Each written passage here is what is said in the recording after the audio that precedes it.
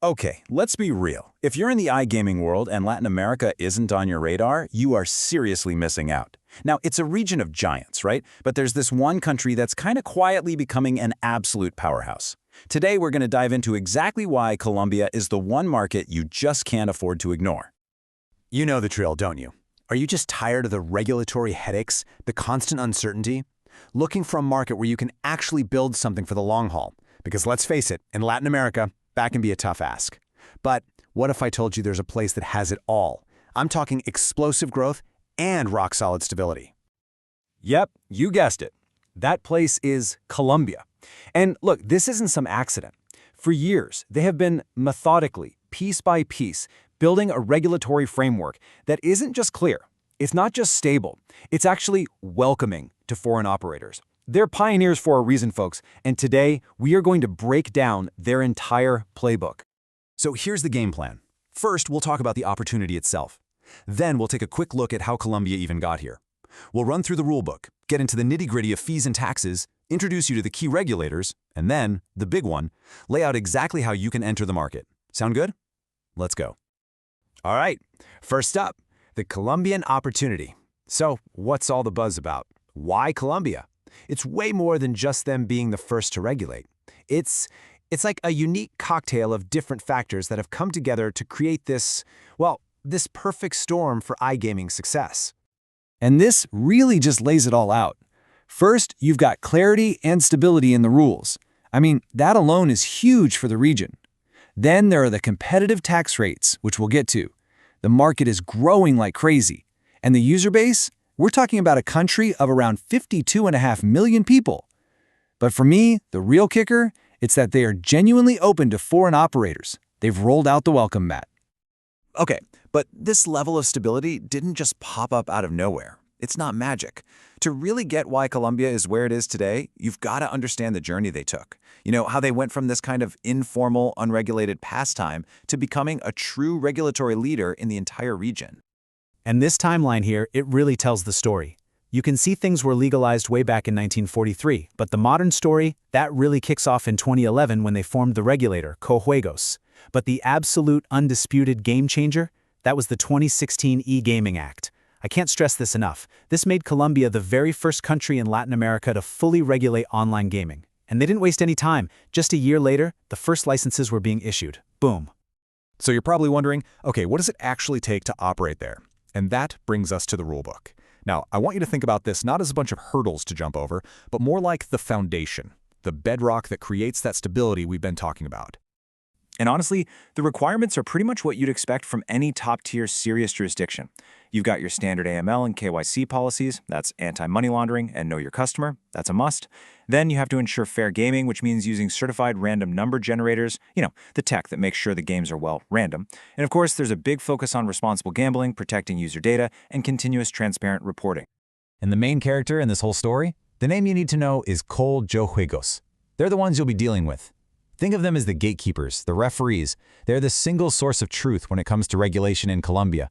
They're the ones who issue the licenses and make sure everybody is playing by the exact same rules. All right, let's get down to the brass tacks. Let's talk money. Because at the end of the day, every single operator wants to know, what's the bottom line going to look like? So this next part is all about the fees and taxes you can expect. So, the big headline number you need to remember is 17%. That's the standard tax on your gross gaming revenue, or GGR. And just in case, GGR is super simple, it's all the money players bet minus what you pay out in winnings. And to put that 17% in perspective, it is very competitive, especially when you stack it up against some of the older markets over in Europe. But wait, it actually gets even better. That's right, because you can actually knock that tax rate down to just 15%. So how do you do that? Simple. Offer a fair game. Your games need to have a return to player, an RTP of at least 83%. An RTP is just the percentage of all bets that a game pays back to players over time. It's a really smart incentive, right? It encourages fair play and builds trust. Oh, and I almost forgot a huge bonus. Online gaming is totally exempt from VAT. That's a big deal. Okay, so beyond that main GGR tax, you also have your annual license renewal costs, and this table breaks it down really simply. You've got a fixed part, which is calculated based on the legal minimum wage, and then there's a small variable part based on your revenue. The bottom line here is that it's a really predictable, totally transparent cost structure.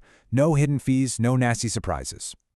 So, we've talked a lot about Coljuegos, right? They're the main regulator. But to really get how the Colombian market works, you gotta understand the whole team, the entire ecosystem.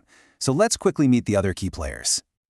And it's honestly a pretty well-oiled machine. You've got Coljuegos, obviously, they're the captain of the team.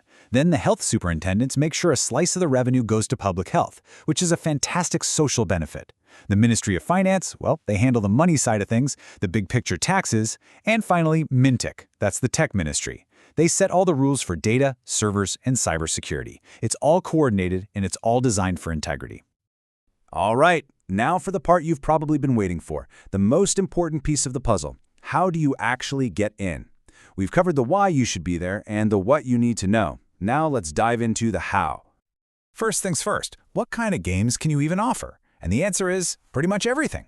The scope is so broad. We're talking sports and esports betting, of course, but also a full-blown online casino with slots, roulette, live table games, everything. Plus poker, bingo, and even fantasy sports. It means you can build a really diverse, really compelling offering for your players. And here's the checklist for your application. Now listen up, because the most crucial point here is that you need a local presence, a local footprint. That means you have to set up an actual Colombian company, open a local bank account, and operate on a .co domain. On top of that, your whole tech system has to be certified by an approved lab, and as we said before, your slot games need to hit that minimum 83% RTP.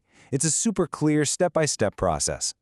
And really, this quote just sums it all up perfectly. The key word is comprehensive. It's not that they just got one thing right, it's the whole package.